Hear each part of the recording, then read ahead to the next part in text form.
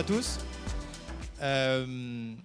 Donc dans le think tank que je dirige, nous avons produit un rapport qui s'appelle Mes data sont à moi et qui est un rapport qui est assez épais, qui est écrit par des juristes et par des techniciens de la blockchain et qui plaide pour une patrimonialité des data, c'est-à-dire pour un droit de propriété sur les données personnelles.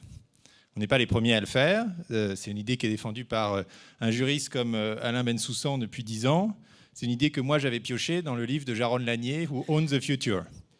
Jaron Lanier, c'est d'ailleurs un personnage particulièrement intéressant puisque c'est vraiment un de ces geeks libertaires des années 80 qui avait été un des pionniers de l'Internet libre, pionnier de la réalité virtuelle, qui avait collaboré au film Minority Report, tiens, c'est pas un hasard, et qui précisément pour éviter Minority Report et pour garder le web libre, s'est dit un peu paradoxalement, surtout quand on le voit avec ses dreadlocks et sa cithare, eh bien il faut remettre du capital dans tout ça, du capitalisme, et redonner des droits de propriété à ceux qui produisent la data.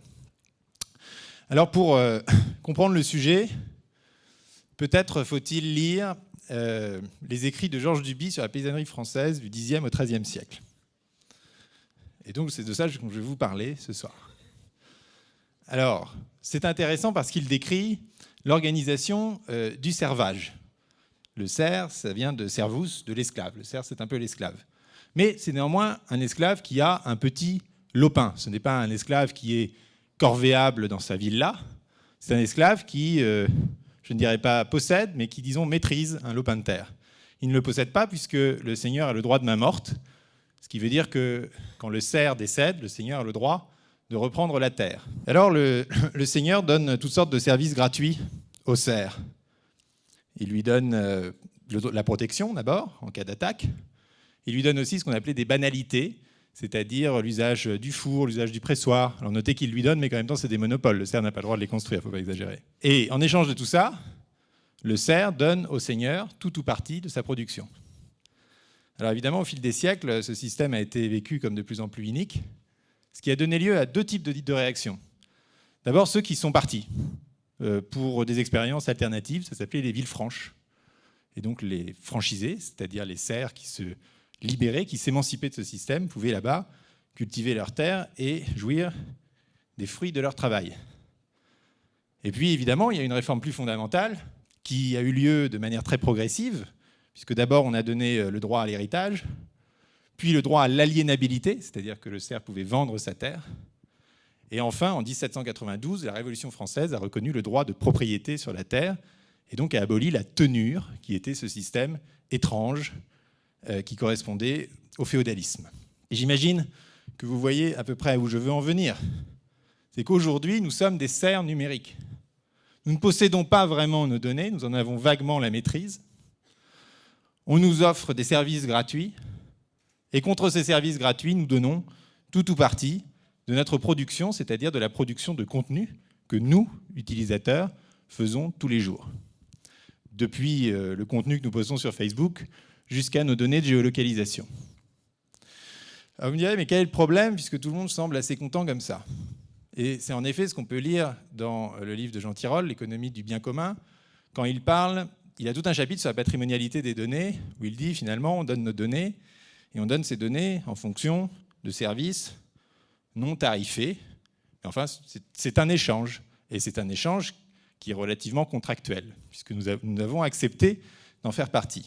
Là, je dirais qu'il y a quand même trois gros problèmes dans ce raisonnement.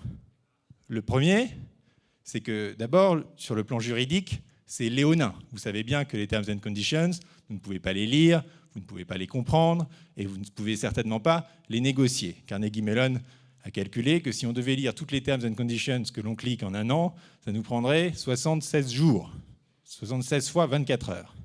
Les Terms and Conditions de PayPal sont aussi longues que Hamlet.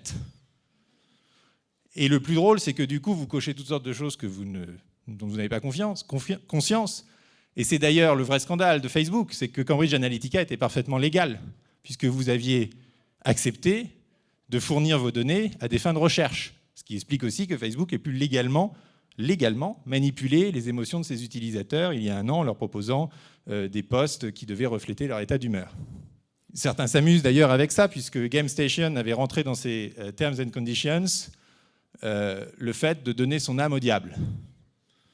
Et 700 personnes, en une journée, ont donné leur âme au diable. C'est pour ça que j'aimerais appeler ce pacte qui nous lie un peu aux plateformes, qui lie nos data aux plateformes, le pacte Softien, comme software et comme Faust. Alors, le deuxième problème, c'est un problème économique. Parce qu'on estime la valeur des données personnelles à 1 000 milliards d'euros, soit 8% du PIB européen d'ici 2020. Or, vous aurez remarqué que les plateformes qui agrègent ces données possèdent, elles, un droit de propriété sur ces données sous la forme du droit de propriété intellectuelle sur les databases. Parce que les databases, comme elles ont demandé un certain effort, un certain travail, elles sont considérées comme légitimement patrimoniales. Mais le producteur primaire, et si la data est le pétrole du XXIe siècle, et je sais que c'est une expression galvaudée et contestée, alors qui est le propriétaire du champ de pétrole avant le stade du raffinage, le producteur primaire ne retient rien de la valeur produite.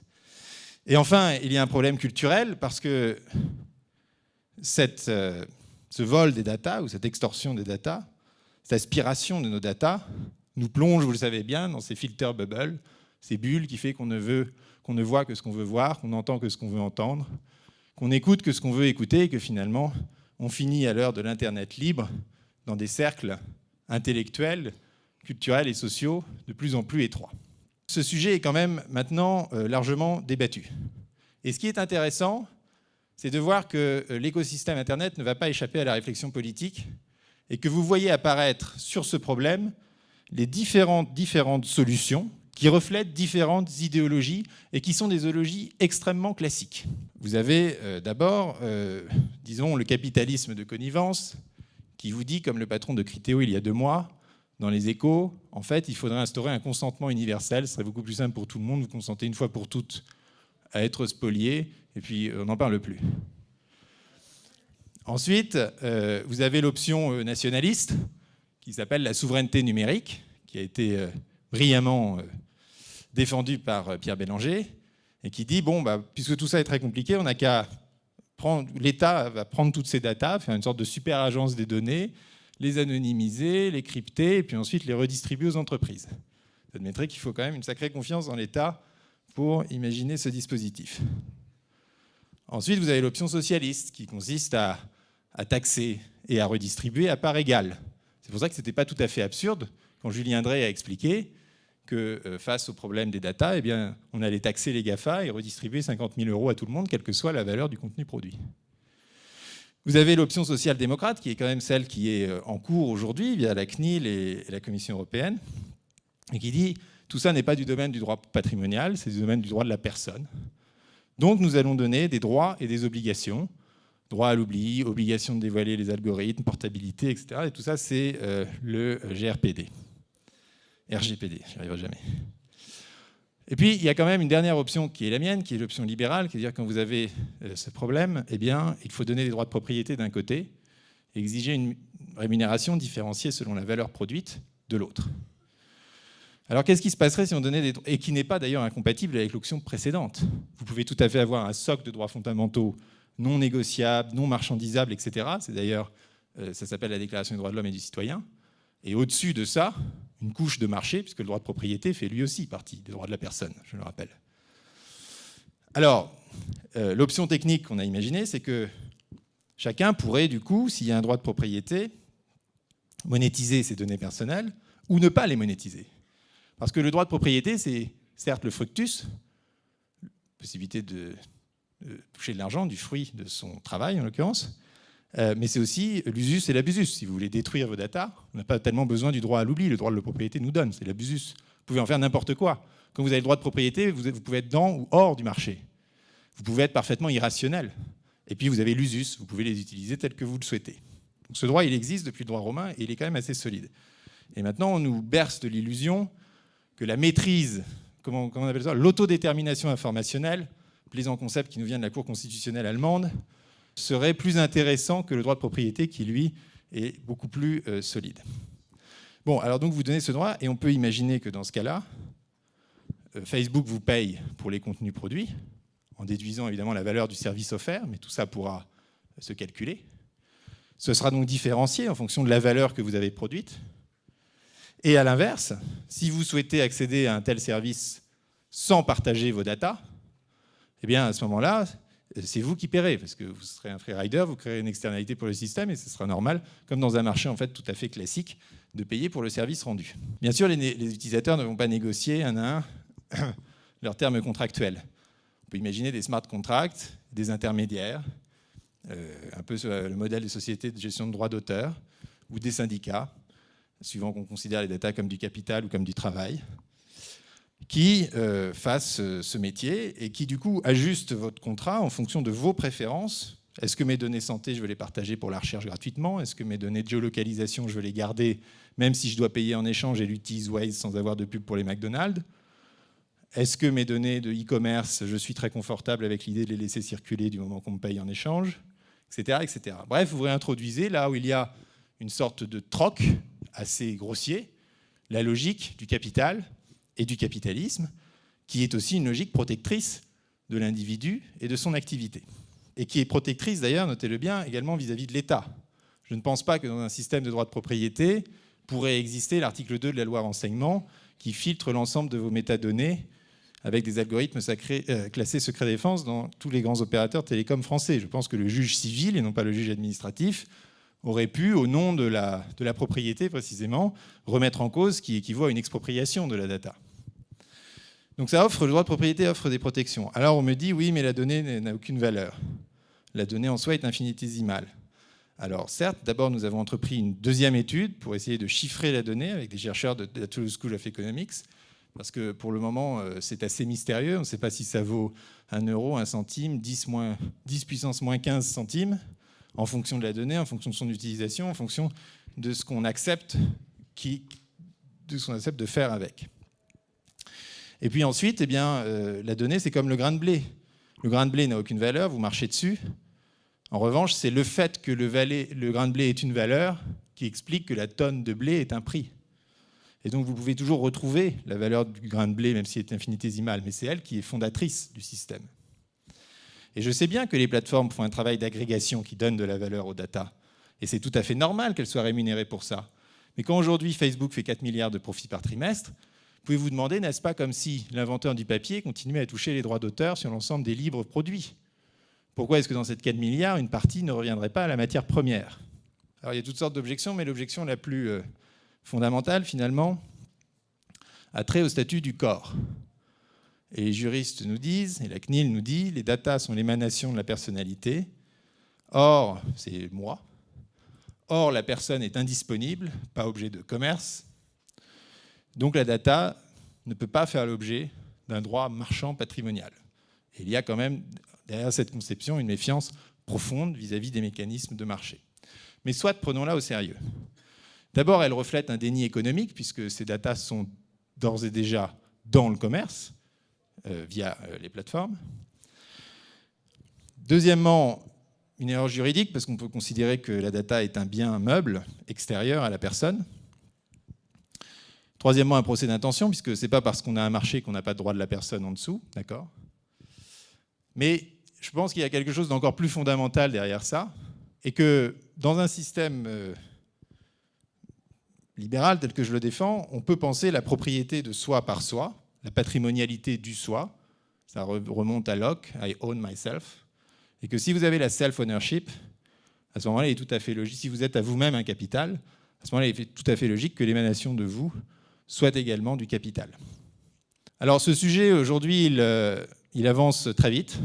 Aux États-Unis, quelques semaines avant la publication de notre propre rapport, Jaron Lanier et Glenn Whale de Microsoft, ainsi que des chercheurs de Stanford, ont publié un papier qui a fait beaucoup de bruit sur Data as Labor. Donc ils prennent data comme travail, nous on le prend comme capital, mais au final on demande à peu près la même chose et pour les mêmes raisons, qui a été très commenté. Et puis ces 2 derniers jours, il y a 2 personnes qui ont chacun plaidé pour une partie en fait, de l'argument.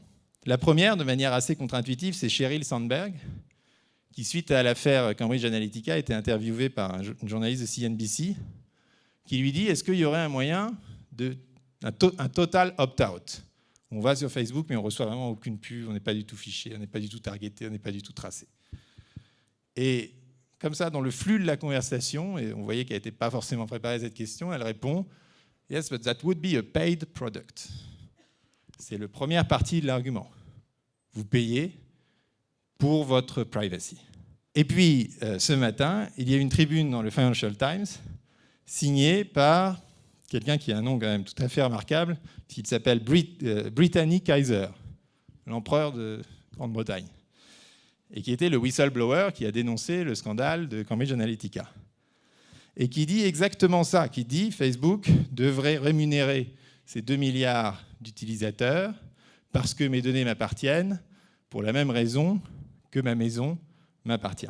Et ce sujet, on voit bien que maintenant, il est dans le débat public, aux États-Unis comme en Europe, parce qu'aux États-Unis, au niveau juridique, on est dans la même situation. Il n'y a pas de droit de propriété reconnu sur les datas, même s'il y a des data brokers, mais c'est du droit du contrat.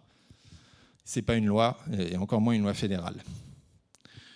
Et que depuis qu'on a sorti ce rapport, on est contacté par une start-up par jour qui nous dit « Ah oui, ben moi je suis exactement en train de faire ça, je suis en train de faire de la monétisation, qui des données santé, qui des données agricoles, qui lance une coopérative de data, puisque c'est une option aussi possible dans un régime patrimonial, on se met ensemble, on a chacun une dividende égale en fonction de ce qu'on a apporté, et ensuite l'entreprise a accès à l'individu à qui elle souhaite proposer des services via la coopérative. Et donc, comme souvent dans les sujets qui vous occupent, la tech est en train de pousser le droit.